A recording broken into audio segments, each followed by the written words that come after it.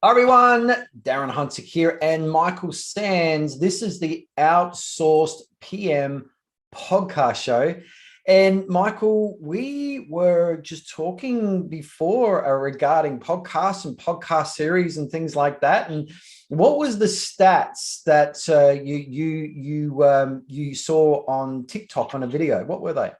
Yeah, it's interesting that over 90% of people that produce podcasts stop after the third episode, and over 90% of the balance quit after 20 episodes. Wow. It's take this podcast, for example, Darren, that puts us in the top 1% of content creators for podcasts globally. Yeah. And I just love doing good content. We just fleshed out a good topic for today because at the end of the day, our viewers, our listeners, I just want to get solutions to problems. Otherwise, you wouldn't give your time. There's so many podcasts to choose from. So thank you so much, everyone, for tuning in. We really appreciate you. We know what we do works. We love podcasts. It's a great way for you to learn on the go in between appointments or while you're out walking the dog or, going to the gym or whatever. And so what we're going to talk about today with the Outsourced PM Podcast Show is 6 big virtual assistant recruitment mistakes. Now, Michael, you've been in property management, over 10 years. You ran a big rent roll in Melbourne of 650 properties spread over 84 suburbs. You only had 1.5 staff based in the office there. The rest were virtual assistants. But how long have you been working with virtual assistants for? Property management, close to 20 years. Yeah. And, virtual assistants, I started around that 2006. Great growth results. And I know, and a lot of those growth came through word of mouth with owners that are so happy with the service. So you not only knew how to recruit a team of virtual assistants to do 80% of the tasks, but you did it really, really, really well. Now, everyone, if you want a list of what those 80% of the tasks that a virtual assistant can actually do, it's a lot more than just doing a few lease renewals and organizing your routine inspections for you, or just doing some basic work. Just go to teamsbydesigntasks.com. That's teamsbydesigntasks.com. Now, before we get into this, Michael, I'm going to share with you a conversation I had yesterday. You're not aware of this, all right? Because you took using virtual assistants to the extreme. But I heard another extreme story yesterday, all right, of amazing, magical, gobsmacking, eye-watering results of taking the virtual assistant team to a level that most people would be scared to do. So I had an interview with Jonathan Bell yesterday, and we're getting ready for our conference. It's the IGT conference. And he is signing up 50 to 60 properties a month. Crazy. The guy's a machine. And he looks really relaxed. He doesn't look stressed. He is the director of Bell Estate Agents in Brisbane. And I know his average rents. He's not in the lower end, he's in the higher end. He's dealing with a lot of executive stuff. So the guy's just knocking it out of the park. And I said, what's the number one thing? If I put you on stage for 30 seconds at the event, what's the number one thing you said, the greatest thing to your success? He said, all I do is sign up business. I won't do anything else. All I do is speak to clients, press prospects. That's all I do. I won't even touch my computer. I won't touch my emails. I'll do nothing only of what gets me in the door and signing management agreements. He said, my virtual assistants do everything. And he is such a raving fan. There's only 2 people that I've met, Michael, that have taken virtual assistants to an amazing level. That's you and him. I haven't met anyone else that does it on a level. Some people dabble with it. They get one person, but they don't do it properly. And I'm just going to invite everybody that, if you are serious about making a change in your rent roll, virtual assistants are going to take you 1 or 2 levels. How many levels you want to go? Get in contact with Michael. And what's the best way to get in contact? Just go to teamsbydesign.com, contact us and drop us a message. We'll book a time in to have a chat. Yeah. Make it easy. All right, let's move on. So 6 big VA recruitment mistakes, Michael. The first one you pointed out in this list that we've got is hiring a virtual assistant with the mistake that they can do everything. Tell us about that. Why is that a problem? Yeah, we've spoken before, about people wanting to hire a unicorn that can kind of cross over everything to do financial, so reconciliation, invoices, create creative content, video editing, and then doing all those attention to detail tasks. But even still, we see people, Darren, and they say, we need help with let's say it's inspections and leasing, but then we find out that they've been given the job task of invoices and decimals and so on, when it wasn't the primary purpose. And you're not going to get that type of unicorn when you hire someone physical in an office. And I see people trying to recruit that virtually because they think there's it's infallible. We had a client abroad, and we said to them, they said, this is what we need and this is only what we need. And I said, okay, well, we've recruited someone and they're skilled up in this. Then we find out that they had to be entering in all these invoices, for a company that was getting a large amount of invoices.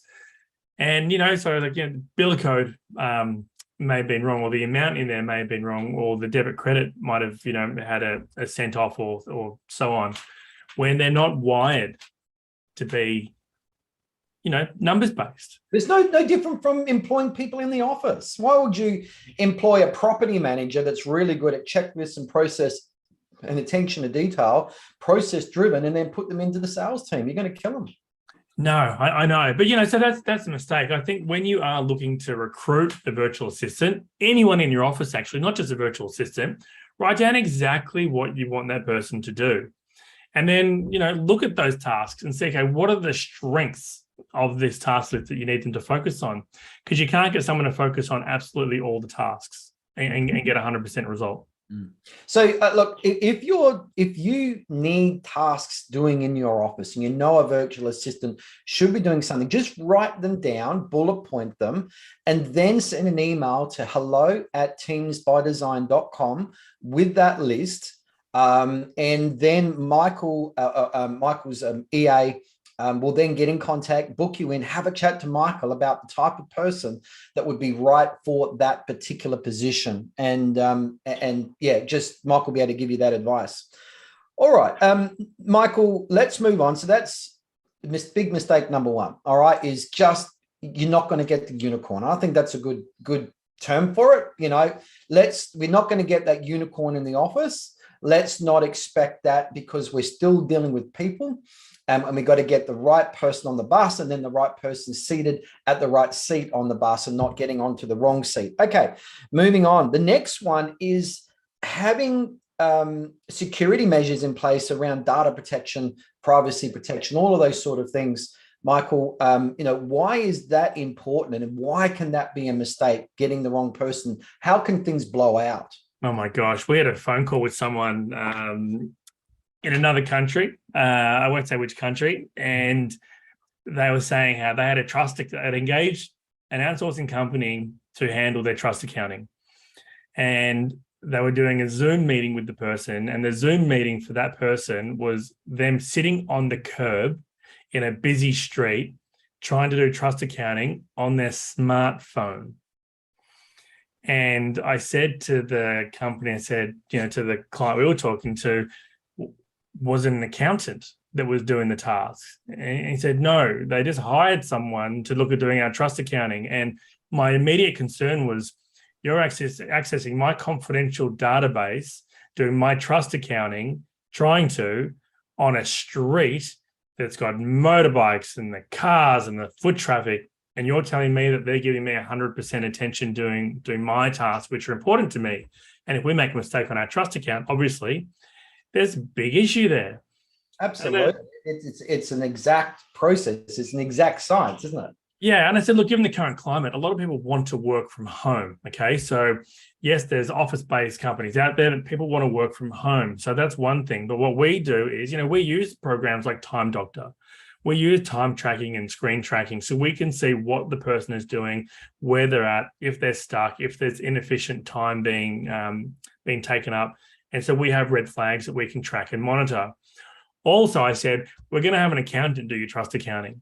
We're not going to have a general person that doesn't understand numbers that needs to sit on a curb in a street that you don't know about. Like, we know where our team members are. It's geotagged. They've got to have professional, clear workspace. So there's minimum standards. And, security-wise, LastPass, people don't have access to all the passwords and everything. So there is a chain there, like a line there, a visible line of the secure procedures that we have in place. And he was like, wow, working from home and you have all those security options in place. And I said, yeah, but that should be a minimum. Of course, if they're in an office, we know companies that make the staff take their phone and put their phone into a lockbox during their shift, where it's like a prison guard. It's a prison camp. Yeah, it's a prison camp. Yeah. Yeah. So so that was different. I mean, we've all seen cases, Darren, where they've got the cows in the background mooing and the roosters, plucking away there. But sitting on the street doing trust accounting on a smartphone. No, Michael, we were on the Gold Coast a few days ago, as you know.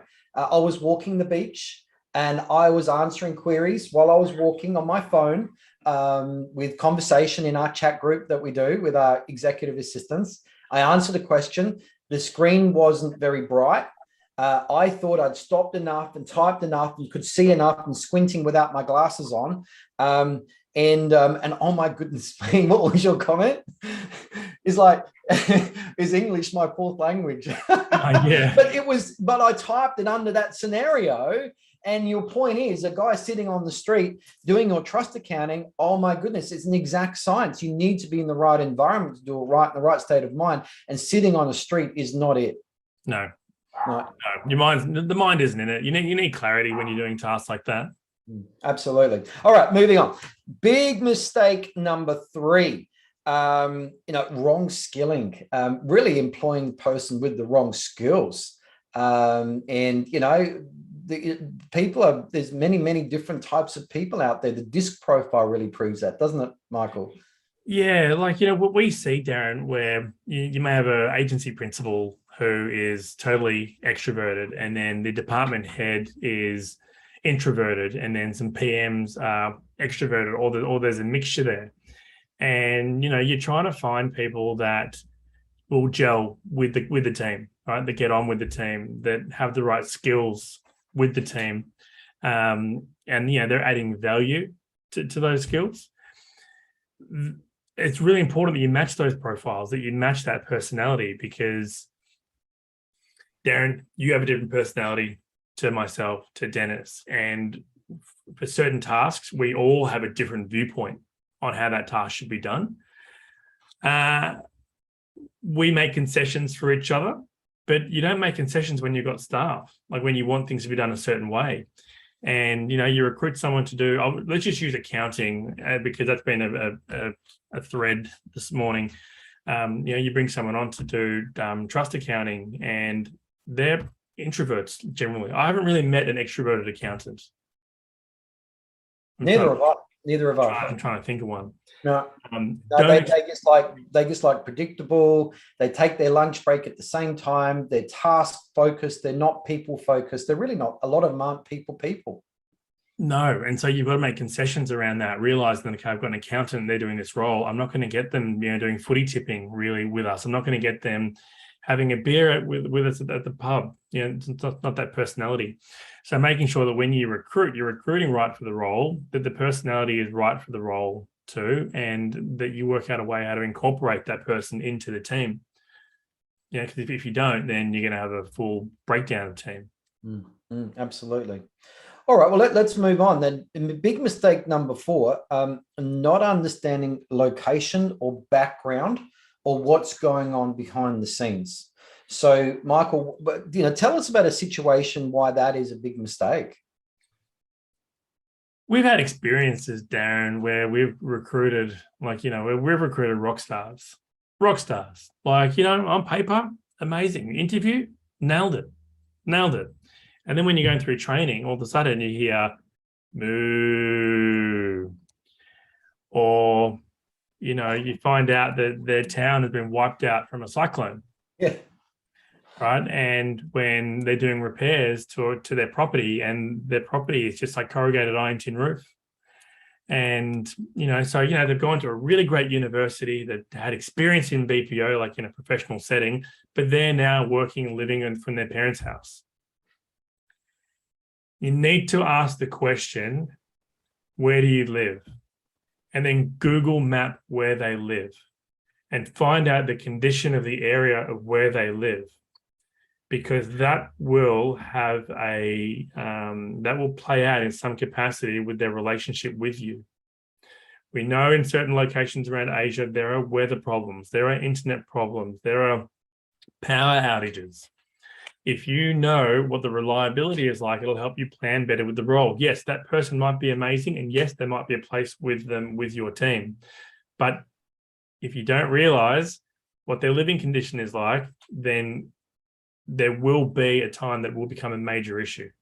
And Michael, I think you had a good point. You talked about living conditions, but what about life conditions or circumstances that could affect their focus? Tell us about that. Yeah, I mean, like, you've got people that are working from home so they can help their family, and their primary focus may not be your job. Their primary focus to work from home might be to look after their mum or their dad or their kids or their siblings.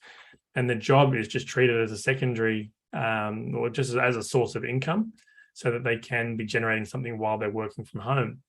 And so I guess you need to understand when you are doing the recruitment process is, what is that home situation like? Do you have kids? If you have got kids, who's going to be watching the kids while you're working if they're at home? So asking the question, how old are your kids? What care do your parents need or your siblings need that you're helping out at the home? If you know this information up front, it helps pave the way for any future issues. And I guarantee if you don't ask that question, Darren, if you don't understand where they're from or what their motivation is for working from home, who's looking after their people in the house, there is going to be an issue. There will 100% be an issue. It could also be that they're working day shift with you and working night shift somewhere else, or they've got another big client that they're working for. So we got divided loyalty, but also divided energy as well. Yeah, correct. I mean, you can't stop someone from really having that second job, but as long as it doesn't affect what they're doing, the work-wise with you, like where is their focus? Is it with you? Are you that second job that's just giving them that income? There was that clip, the Dennis player with Simon Sinek, and talking about the barista, and the barista had the same job at two hotels, exact same job at two hotels. And at one hotel, managers and company directors would be walking past every day, and they'll be asking him, is there anything we can give you to make your job better? Is there anything you need from us? How can we help you be the best that you can be? And he was really enthused to be at that job, and he did everything he could to go above and beyond. But at the other hotel he worked at as a barista, it was nickel and dime. No one cared about him. No one asked him any questions. And he just put his head down and did the bare minimum just to get through the day so he can collect his check. So, if you've got people, VAs working with you, ask the question, are they working for another job? Where is their focus? Are you that company that are asking them what you can be doing to help them progress and give them better opportunities? Or are you the company that they just come to work and put their head down, do the bare minimum and get paid? Yeah.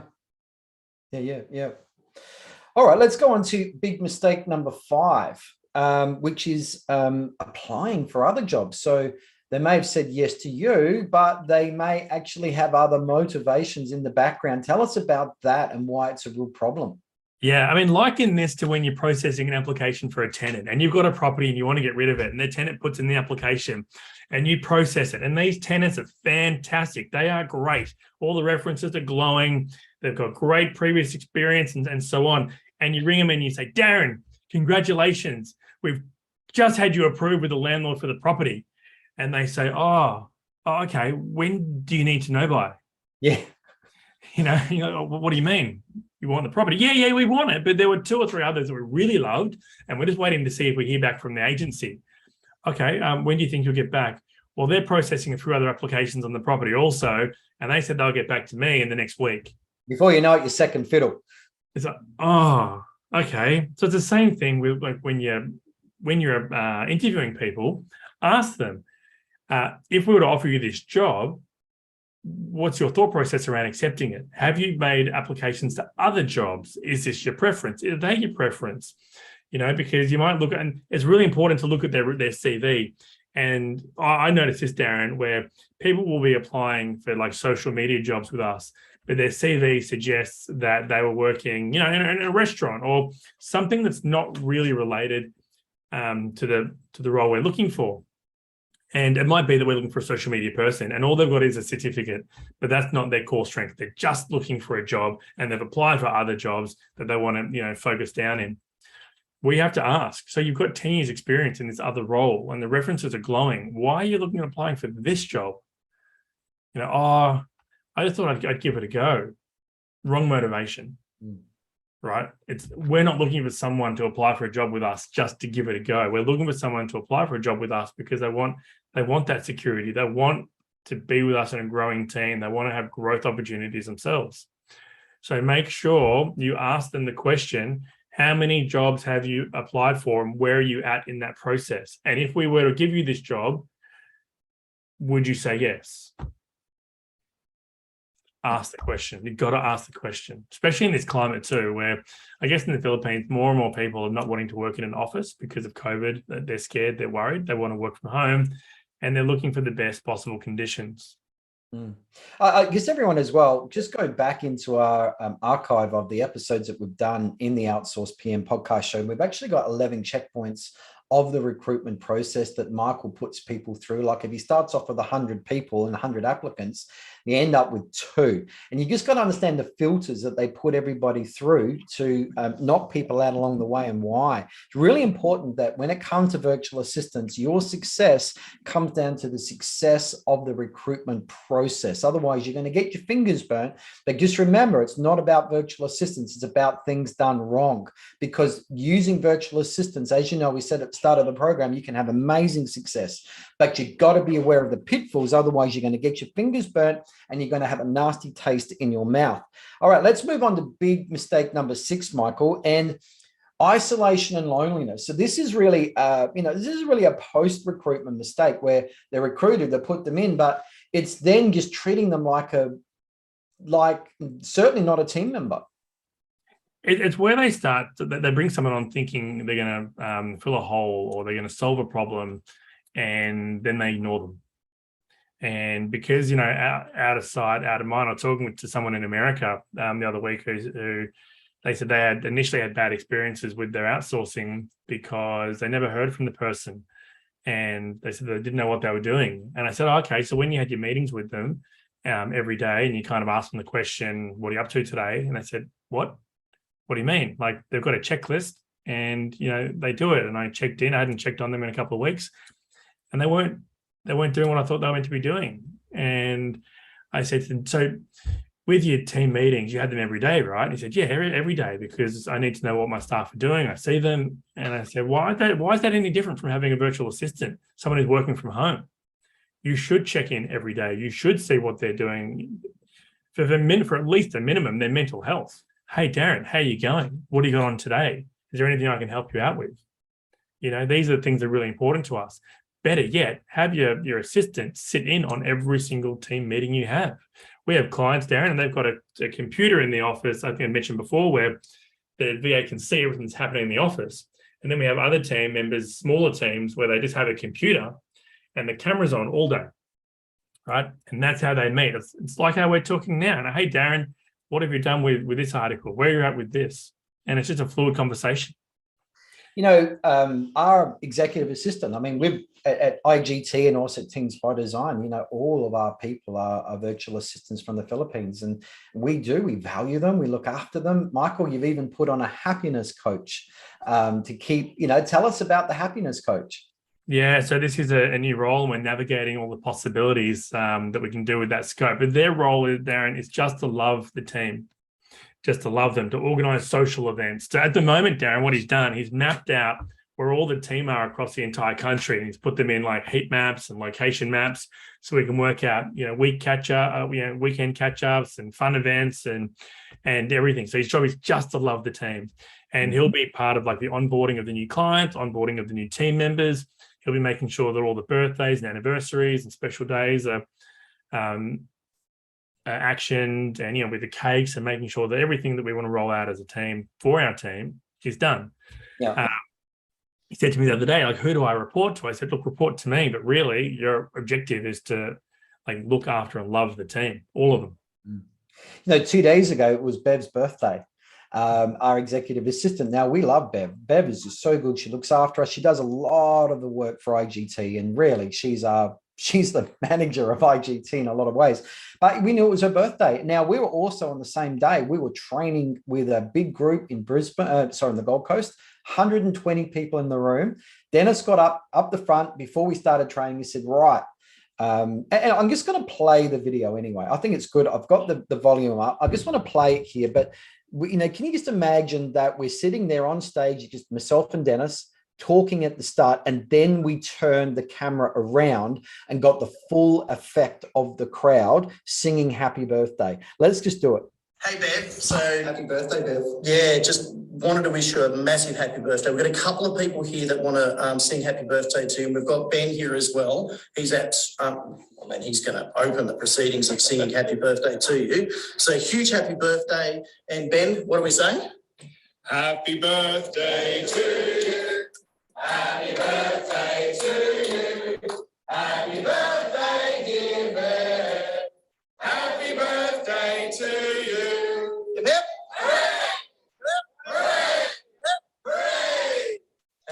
Now, that really made her day. We were so busy in the morning, we forgot to say happy birthday. But when we sent that through, she was blown away. But we always do what we can to appreciate her, thank her for choosing us. And she feels loved, she feels wanted, and of course, she's such a valued team member, as is everybody else. And, everyone, they're not robots. They're not a person just to sit in the background. You'll get so much loyalty and longevity, Michael. I mean, how much longevity do we get out of a position with a virtual assistant compared to, say, a staff member in an average real estate office in Australia, New Zealand, UK? Darren, if you're looking after your team member, I mean, they'll be with you forever. Forever. Very rarely do you see any staff turnover at all. And it just creates such a stability in your business and a set and forget. It just runs like a Swiss watch, but you got to do it right. So in just finishing up here, Michael, great podcast show today. Some really good discussions, some good stories. I think everyone gets the picture of what they've got to be doing. But again, everyone, just go to teamsbydesigntasks.com, download the 80% of things that you can easily be outsourcing to your team to take it off your current in-office team, unbusy them, get them focused on those dollar value tasks that are going to grow the business, grow the rent roll, strengthen your customer relationships, and just leave the mundane everyday work to people who are happy to do it. Of course, just go to teamsbydesign.com, go to the contact us, or just send an email to hello@teamsbydesign.com and book in a chat with Michael. So, Michael, anything more you want to add?